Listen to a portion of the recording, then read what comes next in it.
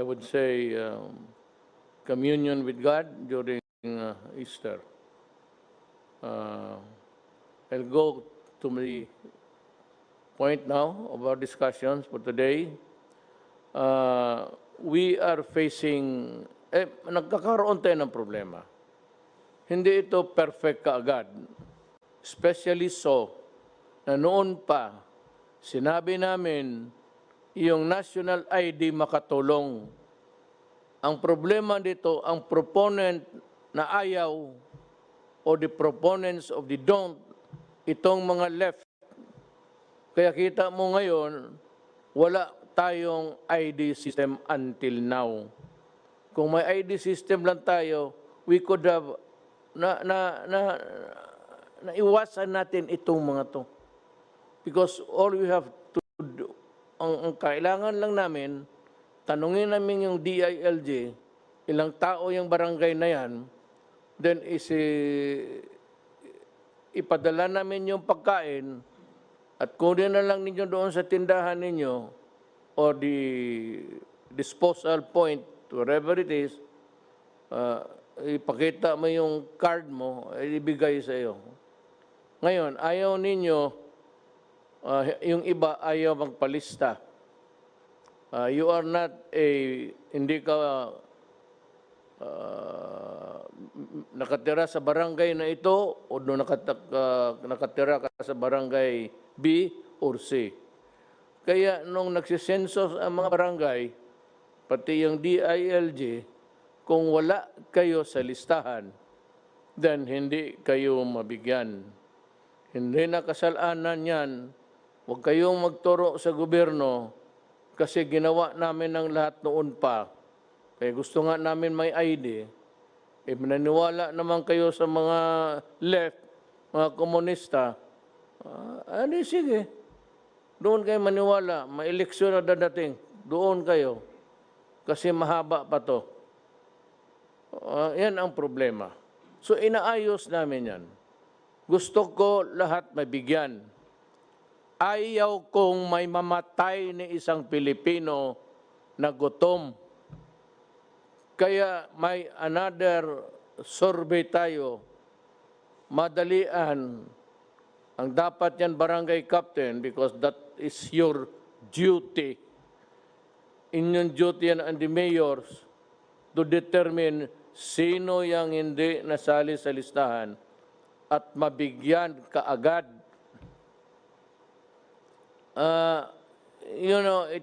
May COMELEC listahan. Kayong mga flying voters noon, kung saan-saan kayo nagboto, ayan. Hindi namin malaman ngayon kung nasaan kayo. Pagtawag, wala naman kayo. So that is really a problem. It is a problem that confronts government. Problema ninyo, problema namin. But kung magdating na tayo sa laro ng sisiyan, the blame game, pag-unawa na sanin ninyo kung ano ang talagang sitwasyon, yung totoong realidad ng buhay natin. Pagka ngayon, we're distributing to 18 million low-income families. And problema nito, everybody wants to have it too. Kung naman talagang wala kang kita, wala kang trabaho, naturally I said, after a re-evaluation o revalidation, at malaman na namin, I'm sure Secretary Bautista can act immediately. Total, kunin lang naman yan. And sabi ko nga, hindi sabihin na kung wala ka ng purnada ka na. It's not that. But kung wala ka, maghintay ka, and we will come up. Alam ko, sigurado. Total, sabi nga, hindi tayo maubusan ng pera, mag-utang tayo na mag-utang, ipagbili natin lahat hanggang maubos. Tapos punta na tayo lahat sa Amerika. Alam mo bakit ko sinabi yan? Alam mo, I'd like to address may pinapatamaan ako, ang Pilipino mismo. Pati yung mga countries that traditionally have been lukewarm or refusing to understand or causing problems for other nations, Amerika. Ngayon, ganito ang problema namin. America is part of the problem of the Filipinos now. Kasi sa karaming tinamaan sa kanila, marami ng patay, baski sino na lang, nanawagan sila, basta yung nurse, mga nurse, sige, punta kayo sa embassy, i-process nila ang visa, one day, kinabukasan, lipad ka na. So, yung tayo naman, ang task force ganito, wag kayong umalis lahat, either may gusto o wala.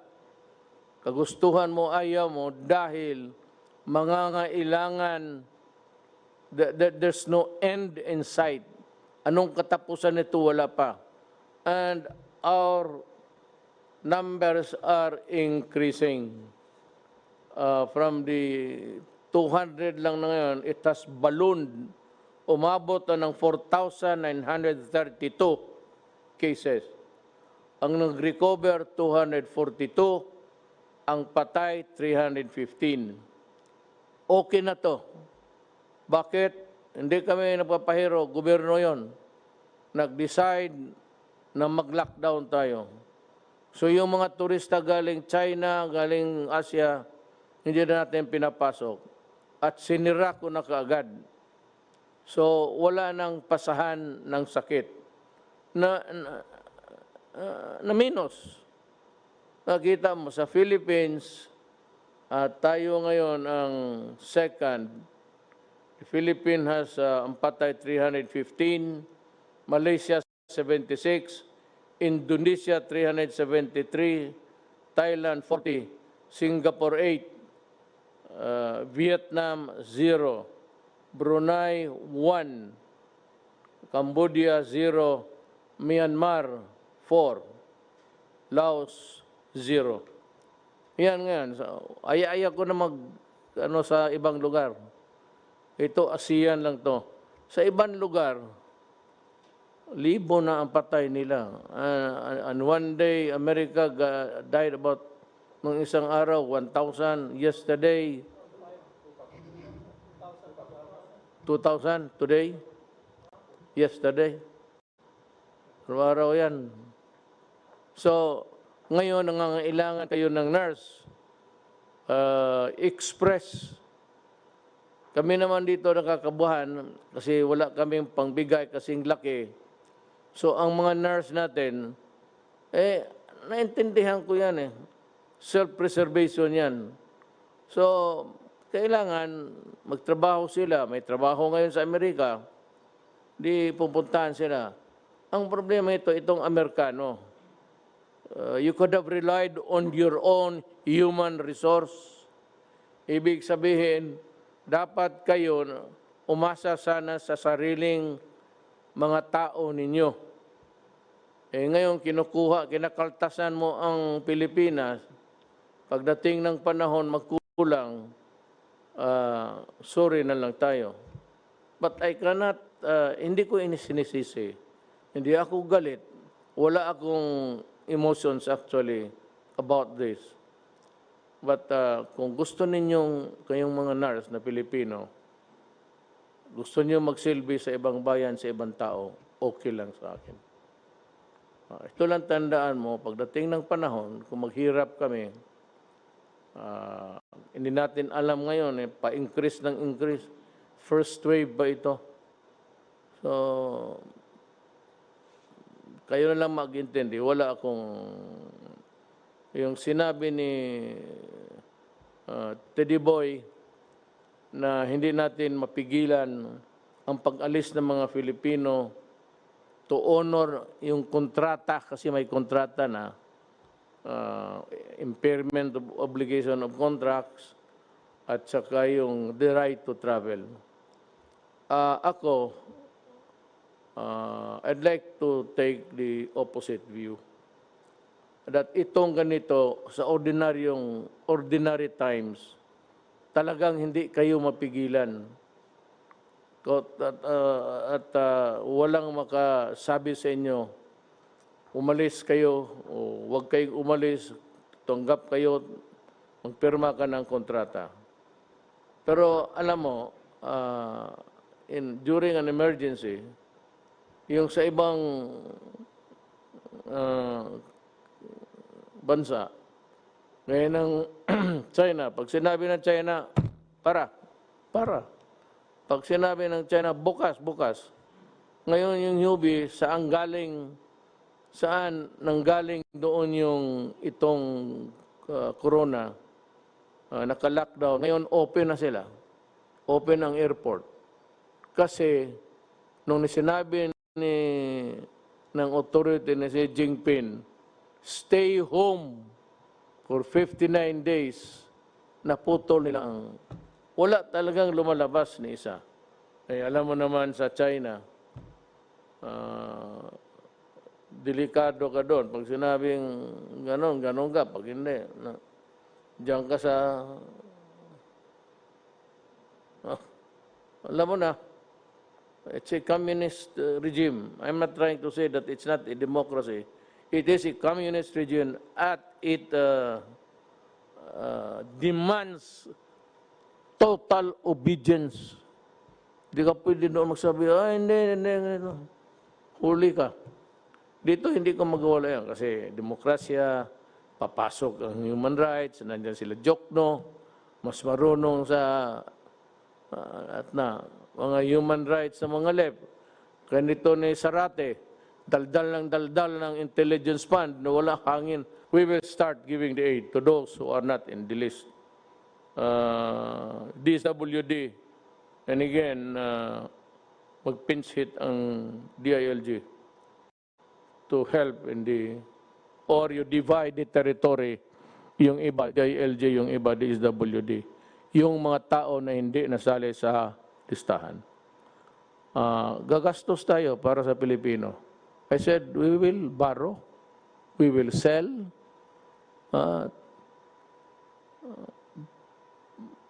pati sinong gusto yung Mount Apo, maganda yan. Iyo na yan, suluhin mo. May butas yan doon sa taas, pumasok ka. Maganda ang cave doon. Doon natatago yung mga NPS, sindihan ko yan. Yung sundalo, bubusan mo yan ng 5 drum, tapos sindihan mo.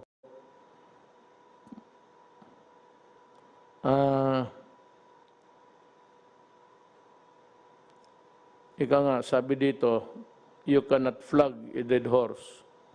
It meaning, paano mo papakainin yung kabayo kung patay na? So, hindi o kayo kabayo. Just an analogy. Yung low income, that is the promise of this government that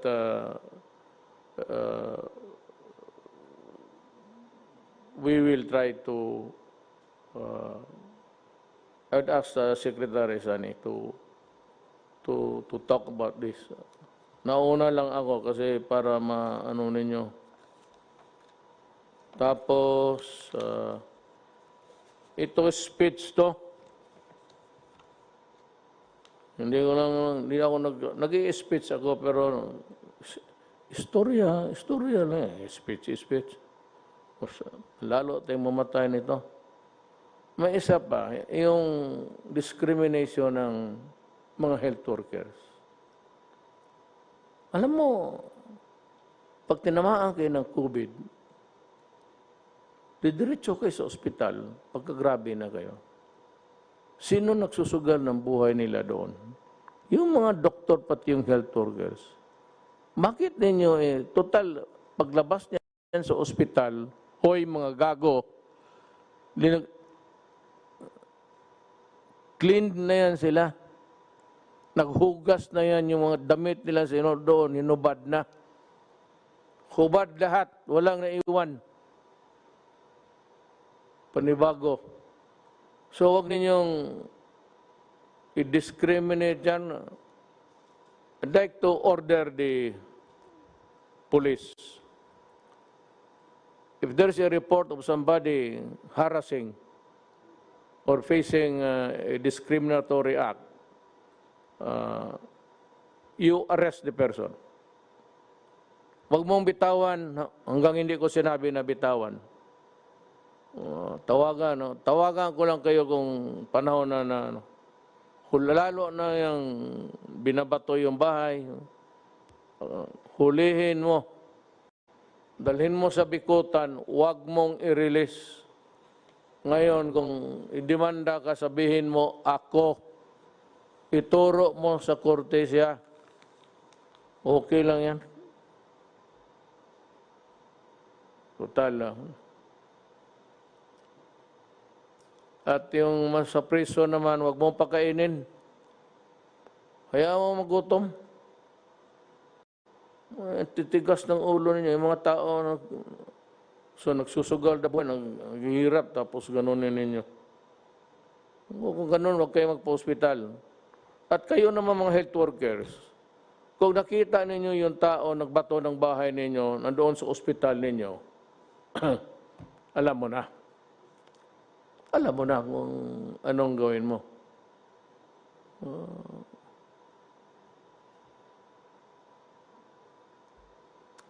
Ang isa pa dito, may problema. Kasi yung reported na corona patients. Ang problema natin, yung not reported, tapos namatay sa mga bahay-bahay, at hindi ninyo alam COVID pala ang, corona pala ang dahilan, o ayaw ninyong sabihin kasi hindi kayo makapagburol ng matagal o nahihiya kayo. Sa tatlong ito, ilagay mo talaga ang bayan mo sa alanganin. Kaya hindi matapos ito kung ganun. So again, it behooves upon the barangay captain to see to it that kung sino yung namatay, siguraduhin lang pagsabi, heart attack. Kasi kung walang pinagsasabi din na testing ka agad. Yung pamilya mismo na yung namatayan, testing ka agad. At kung malaman ko na namatay sa corona, kunin ko yung patay, at sa gusto ni Diyos hindi, magagalit kayo sa akin, wala na rin akong magawa, trabaho ko yan, dalhin ko yan doon sa crematory, sunugin ko. Yan ang trabaho ko. Maganda pakinggan sa inyo, okay na, papasalamat ako. Ayaw ninyong umintindi, okay rin sa akin. Maligaya rin ako. Total, ito akin trabaho lang.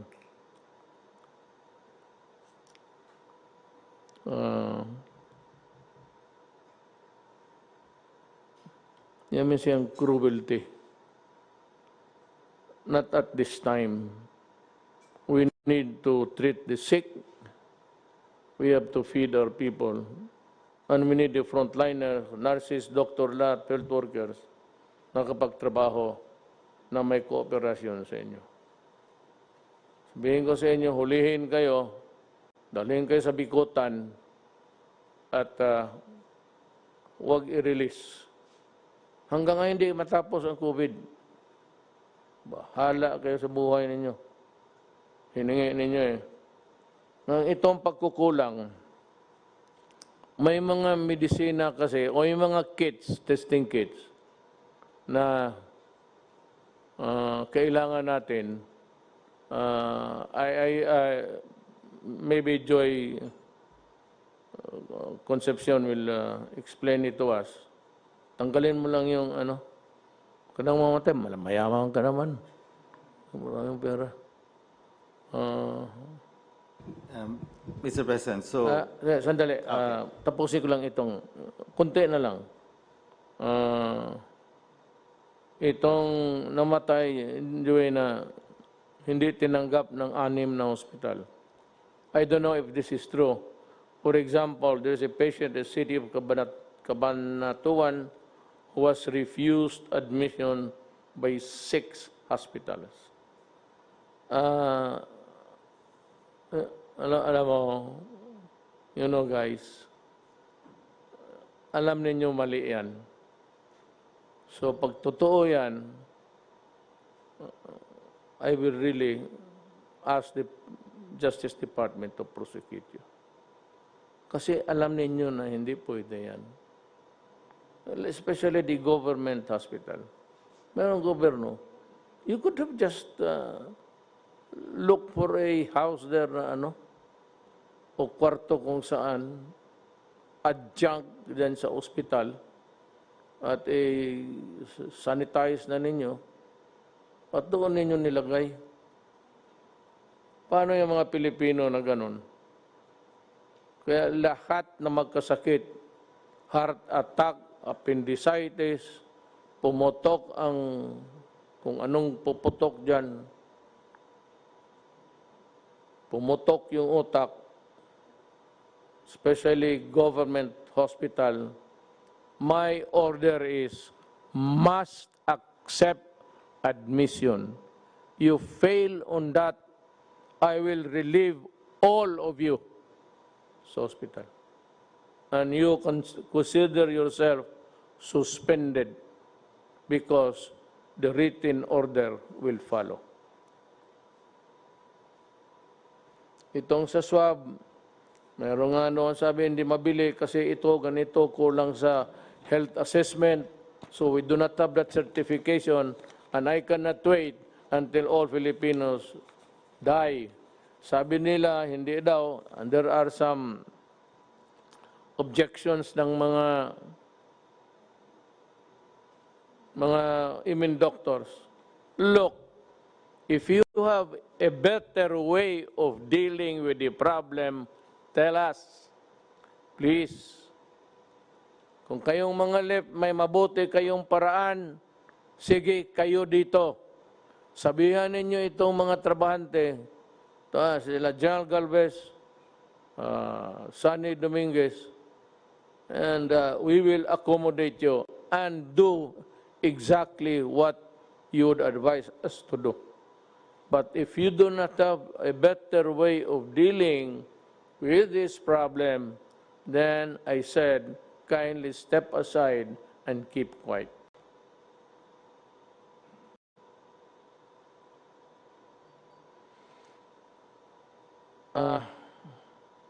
Just like in other countries,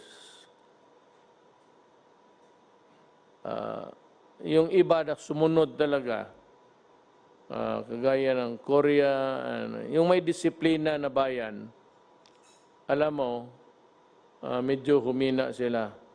Pero sa Amerika, kasi maraming hindi rin nagsumusunod, at Pilipinas, hindi tayo bumaba. Tumaas tayo from a few hundred to 1,000 now, 4,932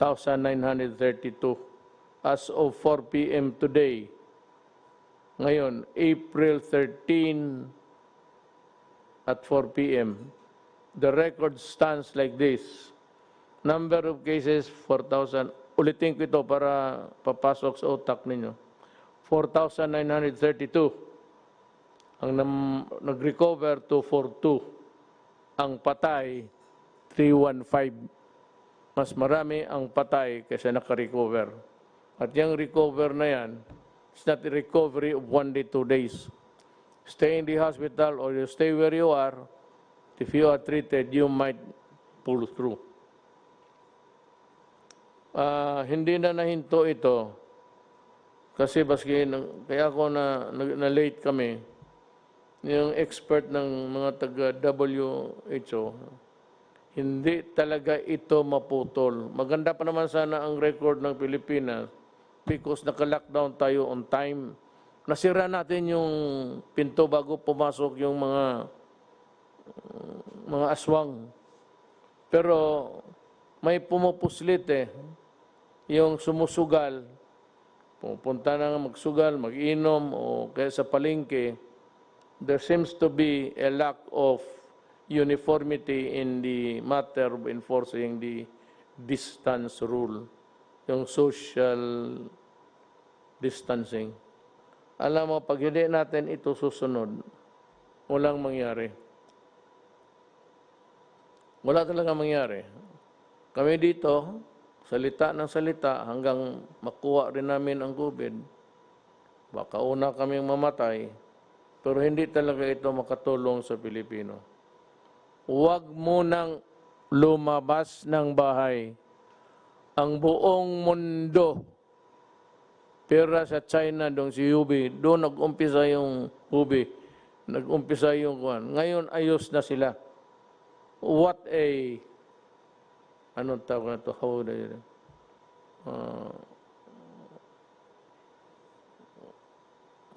napakaano na, what an irony. Galing sila sa kanila, tapos sila ang nauna nag-open, okay na sila. Ganito yan, ha? Patapos na ako. Tapos, Joy, itong epidemic or pandemic, hindi ito natapos na sabihin mo yung nasa ospital, yung ginagamot ngayon, yun yung first wave. May second wave ito. Yung mga tao nung kakakahawa lang o noon sipon pa lang, tapos ginagamot na itong nauna, yung iba namatay, yung iba na lumusot, yung iba, hindi pa masyado, yan ang second wave. Tapos kung naubos na yan, mayroon pa talang third wave. Ganito na lang, para maintindihan ninyo. Kung ako ang nagbibenta ng mangga, ang order ko sa mga supplier ko, bigyan mo ako ng hinog ready to eat, ready for serving. Tapos, bigyan mo rin ako yung hindi masyado hinog, yung green, yellow. Kasi pag natapos na ito, itong mga hinog na to, within 2-3 days, mahinog na rin ito, yun ang ipapasok, yun ang second. Ang third, yun yung mangga na talagang green pa. Wala pang yellow, walang kulay pa. Ito yung third wave. Pag nabenta mo na itong second wave, ito yung third. Ganon ang epidemic. Habang namamatay yung unang tinamaan, ospital, bahay, yung iba na nahawa lang, bago lang, yun sila ang second wave. Tapos yung third wave, yung panghuli. Pero paliit na yan. Yan ang ibig sabihin kung bakit kayo i-maintain ninyo ang social distancing or the distant rule. Ngayon, ang mga mayor nito, nung una kong nakita sa palengke, may tigabantay, tapos parang, sige, ikaw ang sunod. Parang sa bangko, tapos nakapilaw, ikaw naman. Pagpasok sa palengke, ang gawain ninyo dito, bili kayo ng trapal, mainit yan, pero you might want to use another material that is not, that is heat absorbent. Palinyahin talaga ninyo. Kayong mga mayors, huwag kayong maglaro. Kasi ang ayaw ninyo mag-social distancing, mapipilitan ako puntahan kita at arestuhin kita. Ayaw kong mag-aresto ng mayor. So huwag ka magsabi, hindi, mayroon kaming batas sunod. Sa panahon ito, ang batas isa lang. Ang batas ng DOH as implemented by Lorenzana, Anyo, Galvez, pati itong yan silang tatlo. Yun yung batas ngayon. Ngayon, kung salubungin mo yan, mapipilitan akong puntahan ka at sabihin ko sa inyo, anong klase ka? Mayroon ng binibigay na instruction. Yung iyong point of view o sarili mong paniwala, taguin mo lang yan. Punta ka doon sa pasok sa kwarto mo, kunin mo lahat sa bulsa mo yung iyong opinion, ilagay mo sa drawer mo, tapos sundin mo lang ang gobyerno. Okay tayo dyan? Mayor, governors. Ako, I am your public servant. Kayong mga mayor, bata-bata lang ninyo ako. Utosan ninyo ako kung anong gusto ninyo. Basta makapabuti sa bayan, gagawin ko. Huwag kayong mag-alala, hindi na ako politiko. Mula rin akong silbi na pag-retire ko, wala na akong gawin eh. Nandiyan na lang ako sa bahay. Hindi na ako makalakad. Kasi maglakad ako, magsabi si Hanelir, saan ka? Wala ka namang appointment, bakit ka labas ng labas? Siguro may hindi ka talaga nagkamali. Pero hindi ka naman makalabas. Away lang. Huwayin ka ng anak mo babae, magsumbong eh. Wala yung dada mo, gusto na. Ay, pag pumurma na yung anak mo, wala na. So, huwag ninyo ako, ready to go. At sana hindi ako magpapakulong.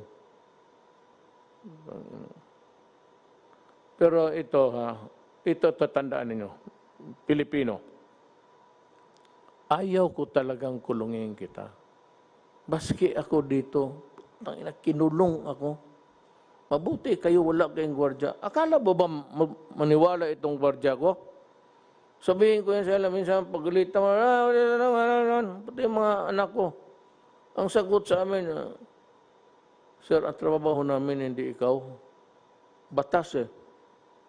Sinusunod lang namin ang yung inuutos ng batas sa amin. Eh, kung ikaw gusto mo pagkamatay, hawakan ka talaga namin. Pero pag naasar kami, itutulak ka talaga namin sa Pasig. Kaya gano'n, meron ng, I cannot mention the pharmaceuticals, the giants. Pero meron na ako nakapaggumawa ng antibody. Yung antibody na hindi galing sa tao.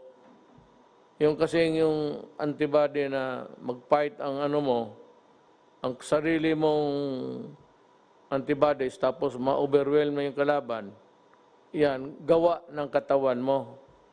Mukhang ito sa basa ko, wala akong ginawa, hindi magbasa, makinig, inutusan ko sila, hindi ba na marunong ng hanggang pindot-pindot lang ako. Meron ng medisina, antibody ang isang giant pharmaceuticals. Tapos naghahabulan sila.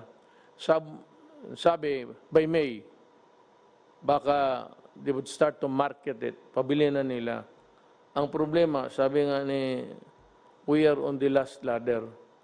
Ang muna niyan yung mga mayaman na, kasi marami yan kailangan.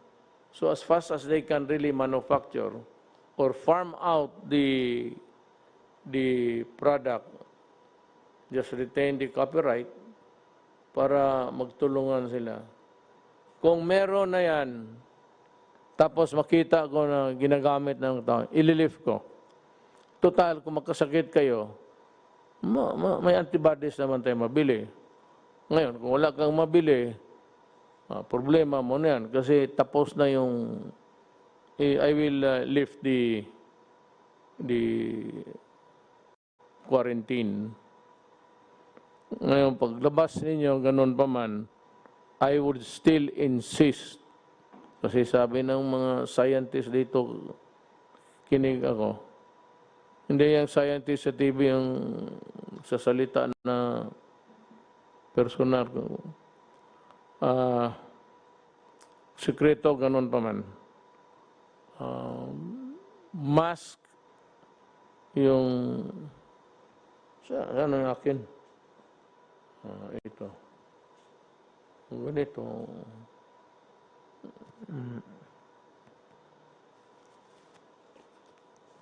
Mask. Alcohol. Pati maghugas. Hindi na yung sabon na ordinaryo. Basta soap and water. Okay na yan. Alam mo, pag nagsama lang tayo, kaya natin ito. Kunting panahon na lang. Alam ko, igit na kayo na makalabas. Pag lumabas lang itong antibody na gawa nila sa labas, parang inumin mo, parang kung baga sa bakterya pa, antibiotic, sisirain niya.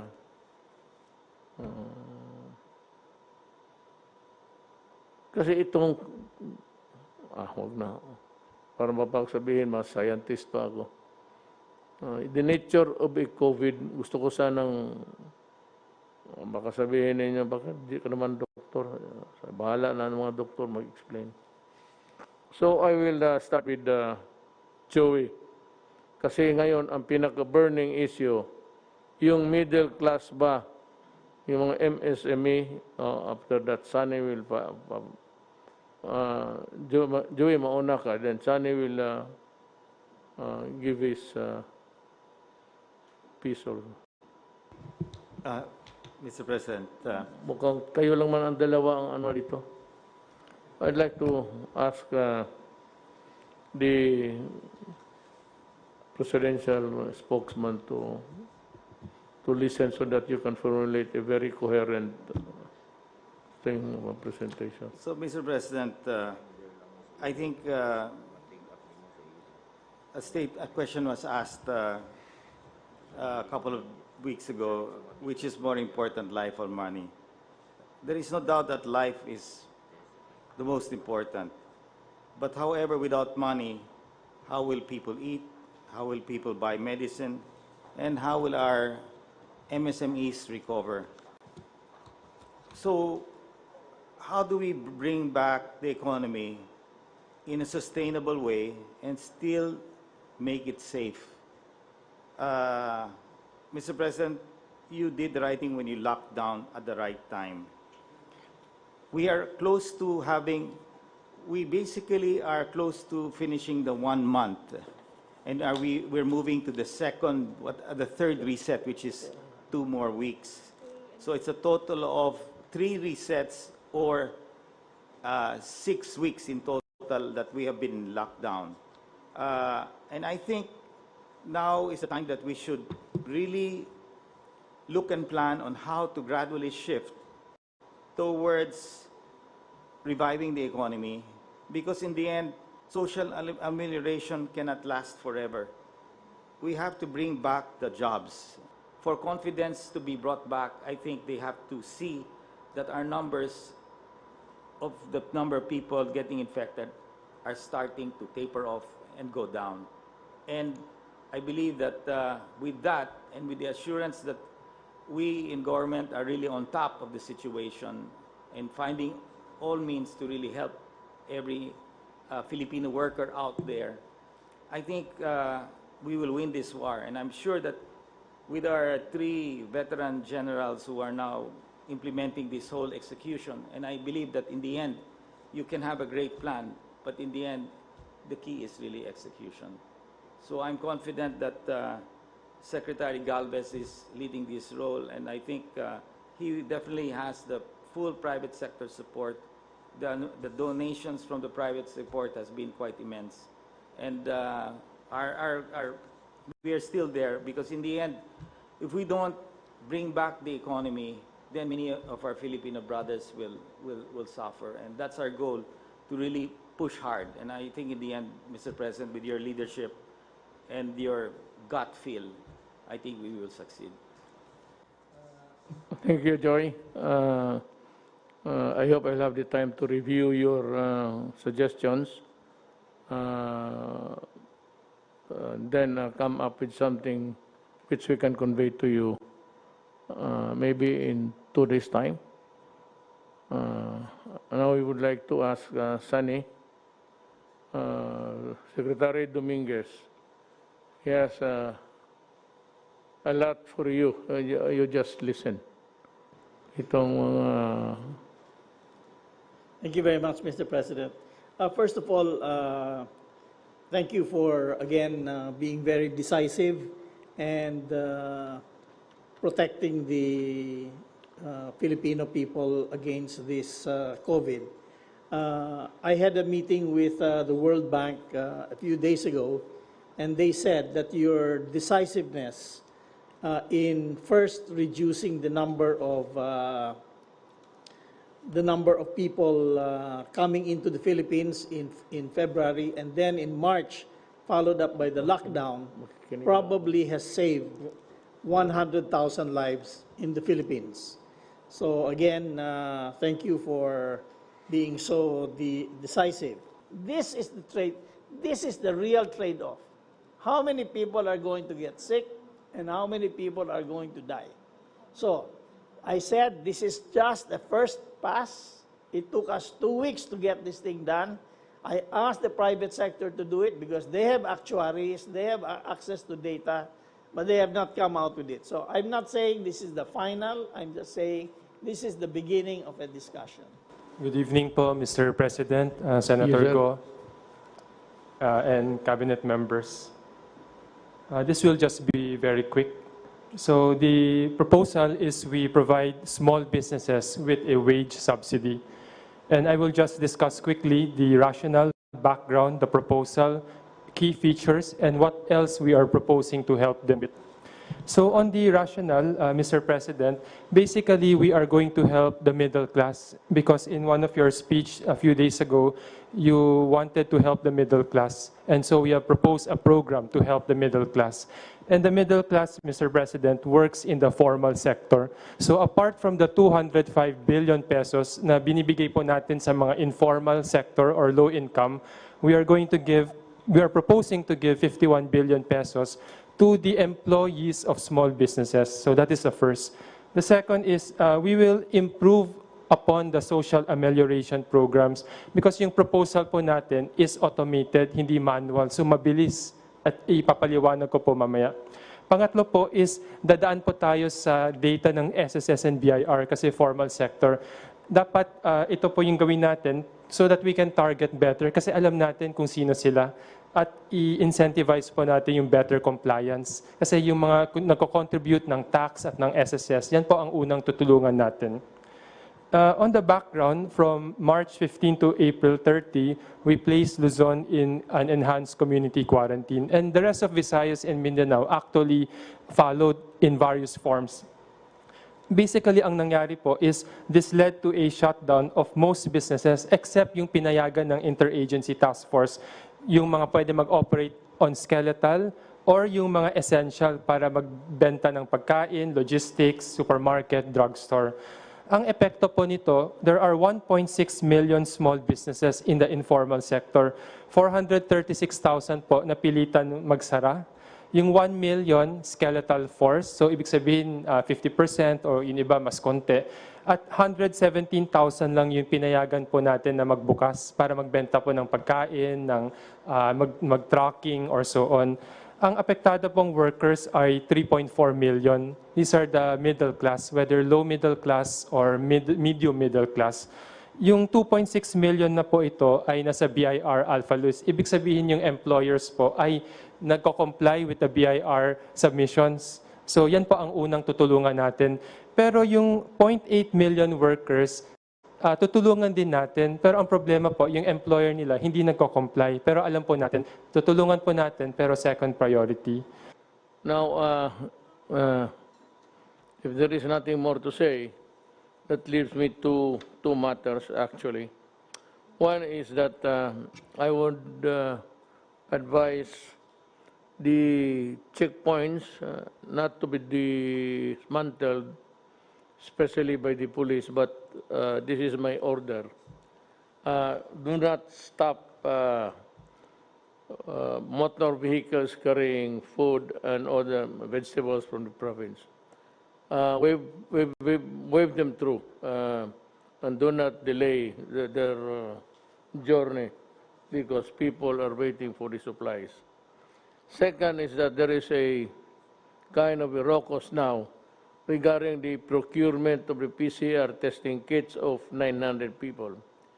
Sansure kits and other kits, inactivation supplies, PRC consumables, 7 PRC machines, 10 automated extracting machine, and 10 biomedical freezer, additional equipment for subnational and regional testing laboratories. Kasi itong ano dito, when you use public funds on anything that's medical or medicine, you want to have the health assessment. I think it comes from the Department of Health.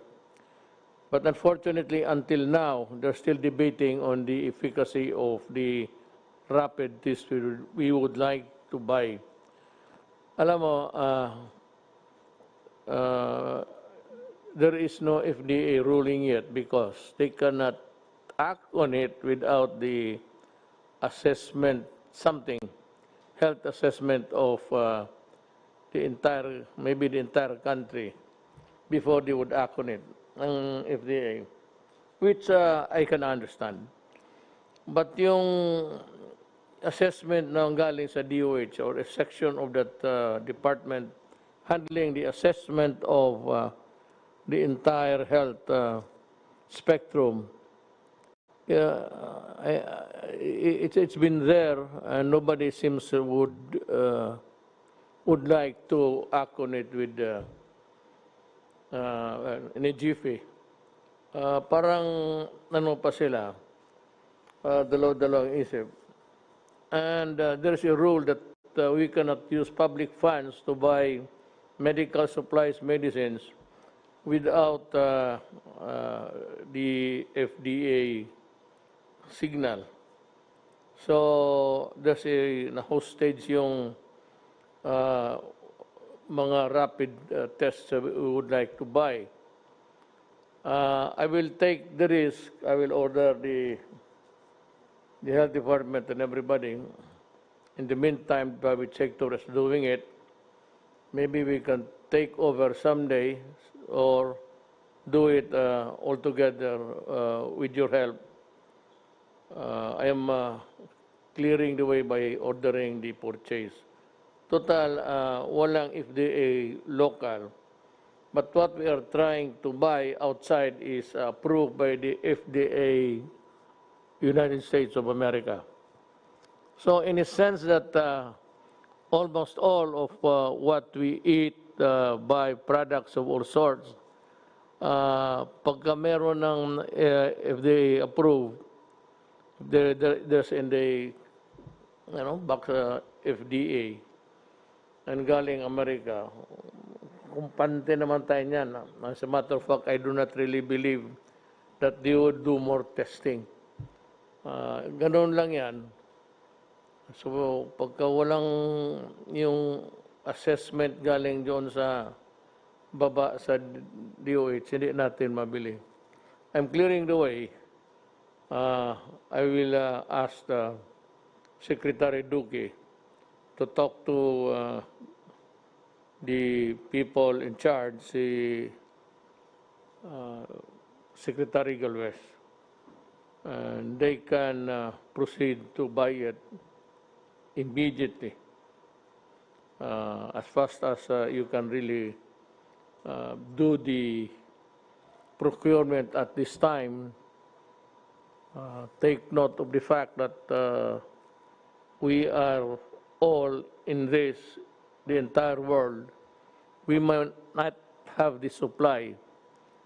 And also my fear that kung nandyan yung antibody, of course the rich nations will get it first before we can. And that I placed a condition there na kung nandyan na yung antibody available na sa market dito and that's being sold in quantity, in numbers, then I'm inclined to maybe at that time lift the lockdown. Yes, Secretary Morales. Mr. President, we might have a solution to the problem. Yung limitation po natin is because of the Universal Health Care Law. And the Universal Health Care Law specifically provides na yung DOH and PhilHealth cannot procure unless may approval ng HTA Council. Ito yung HTAC, yung Health Technology Assessment Council. But nothing will preclude, Mr. President, any other agency from purchasing. So hindi lang pwede ang DOH at PhilHealth, but because we're in the state of calamity, OCD can purchase. So tama yung sabi mo, sir, na si Secretary Galvez and OCD can do the purchase. Or PSDBM, sir. Basta wag lang DOH PhilHealth, but PSDBM can do the purchasing or the OCD, sir. How much?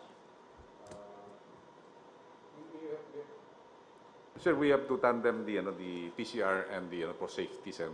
So we will if we will buy 900,000 actually, sir, 40,000 kits of Sansure can already test 900,000. So if we will test 900,000, the rapid test should be more or less twice as the PCR. So the PCR that we will be buying worth 3.3 billion to include all the capacitation of more or less 28 nationwide accredited civilian and private government hospitals, because we believe in your briefing. 2 million. Uh, 2 million. to- That's 2 million. Yes, sir, 2 million. Actually, we will test on a rapid test, 2 million, and 900,000 for the PCR, for the confirmatory. So that's the we have to have really to have a safety for the false positive and false negative with the PCR, and also in order for us also to test the efficacy of the rapid test. So that's the point, sir, that we have to really to buy both. The PCR and all the automated retraction and all, including the freezer, it costs us 3.2 billion. I already submitted it to PSDBM for the immediate procurement. The rapid test we have not yet because we have to sir, we have to be careful. There are rapid tests that sometimes it really gave us a false sir. Merong mga rapid test na sir na kailangan natin talaga na FDA approved. Sec, I can answer that. If you buy in volume, the recent purchase of Ayala, you can get it anywhere between $5 to $7. If you buy $1 million worth, it will go down that low. So it is based on volume. You can get it much cheaper if you get it on volume. There's one FDA brand that was purchased recently by Ayala. But you have to buy a bigger quantity. I asked DTI to canvass all the different rapid tests, IgG and IgG. They have a list there, and I can have them send it to you. But the price goes down if it's really in a big volume. Well, I said you can go ahead and buy it immediately. You have my clearance. Okay. So there you are. Sana na napaintindi ko sa mga kababayan natin kung ano ang ginagawa natin and what are the things that we intend to do in the future. This corona is uh, ano ito, it's a wild card sa health ng tao. So we do not know how this will end, when, but for lack of a better way of protecting the people, that is except by asking you to go inside your houses, with my assurance that when the antibody that's being, I said, it has passed the medical tests o yung clinical test nila, it's ready to be sold by May. Kung makita ko nandyan at magkaroon tayo ng supply, then I am ready to live. Kasi wala talagang vaccine. It might come, it might not. But itong antibody, which have been manufactured outside of the human body, parang killer ito na ano, just like the antibiotic. Talagang bibirahin niya yung bacteria. Ito naman yung virus, yung katawan lang natin. But, you know, for whatever it is really worth, we have to thank these guys for coming up, and whether the efficacy is really sort of hangs in the balance. But with the assurance that they have tested it medically, I am sure that we're able to come up with something, buy it, and if I think that it is really there for good and can help people, then I am ready, I said, to lift the lockdown. Rolly, as wala ka namang problema, Rol. Everything is smooth. I said, the middle class, your patience, yung hindi nakakain, I give it to the barangay captains and the mayors to supervise and look for those guys who are there in the periphery of the barangay, not exactly inside, and that is why maybe they were not included in the listing. Look for those guys in the periphery or distancia. Sometimes you have to walk about 5 or 10, not really 10, 5 or about 2 kilometers sa bukid. That is the average between one house to another. We have to reach out to them, and this can only be done if the mayor, municipal or city orders it, and the barangay captains follow the order. Then we would have shortened everything, as explained by Mr. Concepcion, Joey. Things might go all right for this country. So I'd like to thank everybody, and if you still have some, let me see, itong dagdag, they come in. All that I ask is that you wear a mask, one that's durable, one that is, hindi yung laylay, ay yung iba nakasabit na lang dyan sa ilong ninyo, it is not sealed, hindi mo well, at least itong paggamit nito, ano mo, sabi ni, ito, as demonstrated by Dr. Dominguez kanina, ganun mo, parang naisisilyado mo. So, hindi magpasok yung ano. Higpitan mo lang kunti dito. And be sure to, matanong ko muna, do we have enough masks for the entire country? Sir, the Indian community and also with the Indian chamber just bought 6 million masks. And I believe when they donated to us 150,000 masks, they are planning to buy it again to China. So they already distributed it. Yeah, see, Rex Daniari is planning to bring, he bought 2 planes, he's looking at bringing another plane. I don't know if I have to say this, but I have a sort of a note from President Xi Jinping uh, expressing his full support for us at this time and citing what we did to help China and, of course, to erase not really erase, but to counter the malign that they were suffering at this stage. Hindi naman lang kasalanan galing yung who would really want to invent a microbe to kill humankind, pati yung iyo. So he says that they're ready, and I would like to thank President Xi Jinping for his support. At kung galing lang China, wala kayong problema. I think we can have the priority anytime. It's in the other countries producing the antibody. But if China catches up with them, the okay na. Then maybe a miracle will happen and civilization is back on its feet. That is how I see it. So, mga kababayan ko, ginawa namin lahat ito. One is that I really do not want to see a single Filipino dying of, lalo na yung mga bata.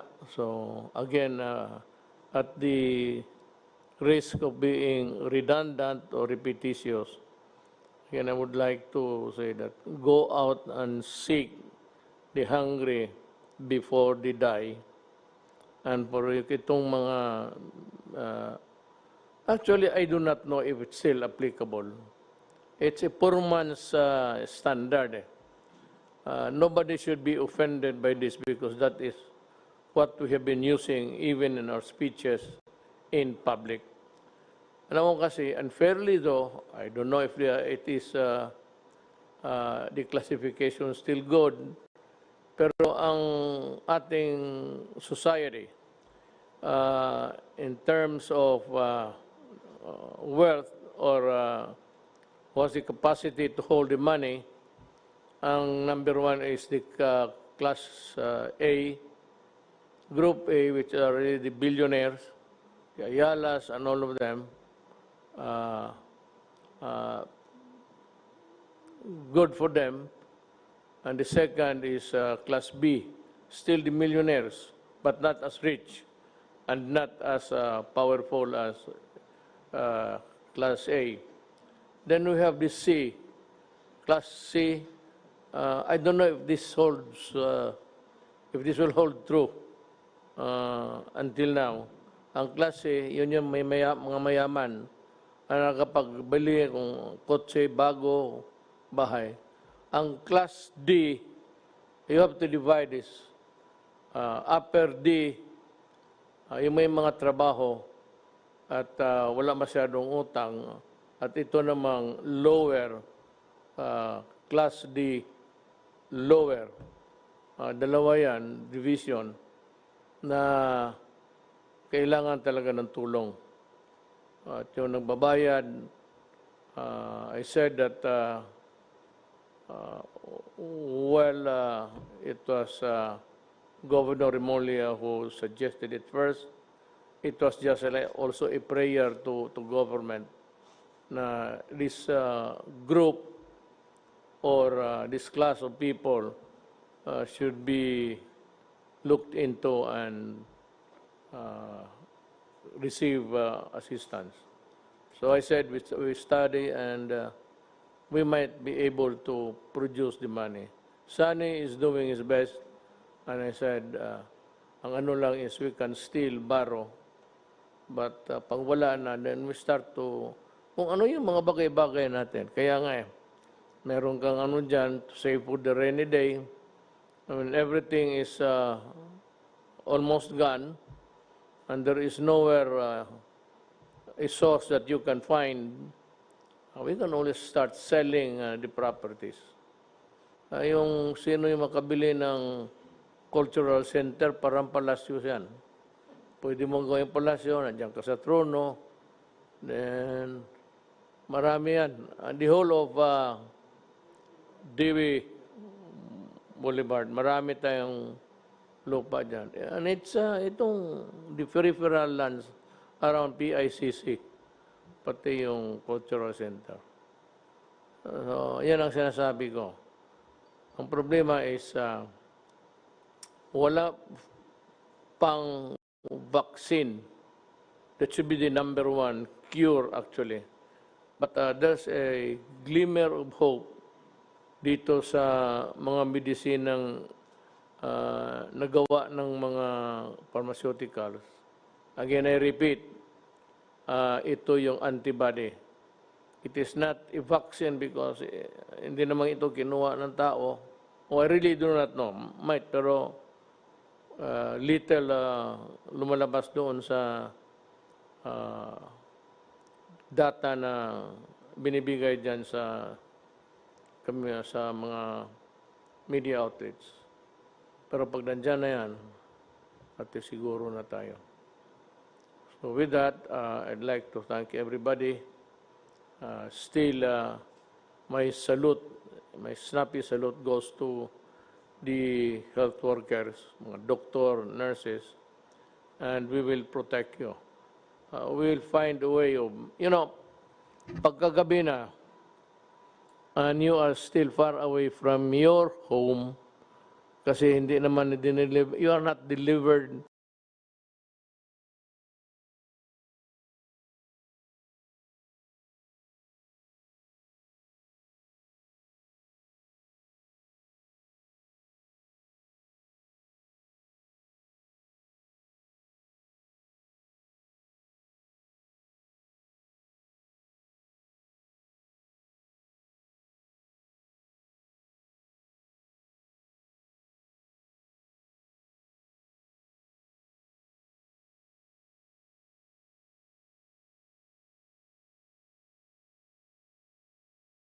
at saka yung may mga franchises, most of them are also inside their houses or has taken off for a vacation. So the police should come in. Yung mga health workers, may card man yan na naglaklakad, tanungin ninyo kung kaano siya kalayo pa at pasakayin ninyo. Give them a lift and deliver them to galing terminal. Hindi naman deliver yan tao por tao sa bahay. Bababa sa terminal. And if you feel that you have to walk, you really have to walk. And if you feel tired or just want to go easy, you flag down any police, military or police. And my order is this, give them a lift. Tumulong kayo sa kapwa-tao natin. These guys are important in our fight because without them, all is lost. So again, I ask for everyone's cooperation. Maraming salamat po sa inyong lahat.